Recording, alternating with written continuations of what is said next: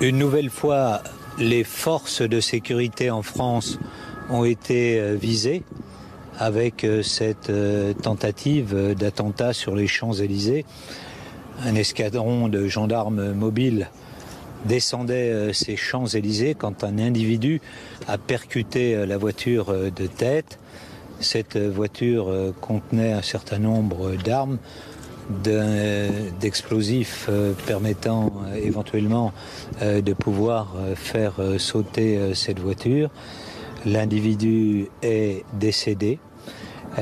L'enquête est confiée au procureur de Paris, à la section antiterroriste. Cela montre une fois de plus que le niveau de la menace en France est extrêmement élevé. Vous savez que mercredi prochain, je présenterai au Conseil des ministres un projet de loi permettant de prolonger l'état d'urgence. Qu'en même temps, nous proposerons une loi qui permettra de sortir de cette urgence tout en maintenant des conditions de sécurité élevées.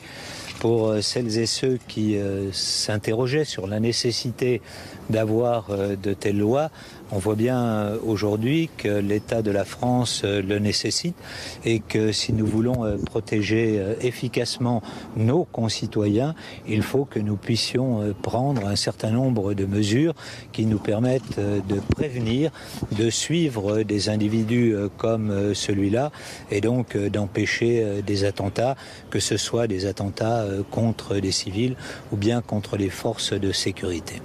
Est-ce que vous pouvez nous détailler l'arsenal qui était dans la voiture ?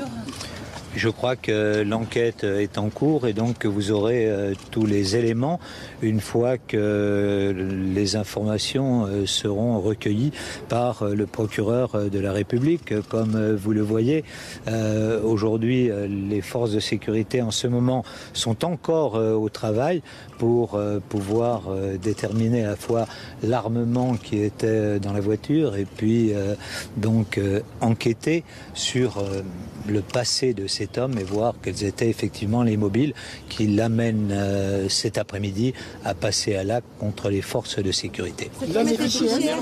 Merci beaucoup. Merci à vous. Merci à vous.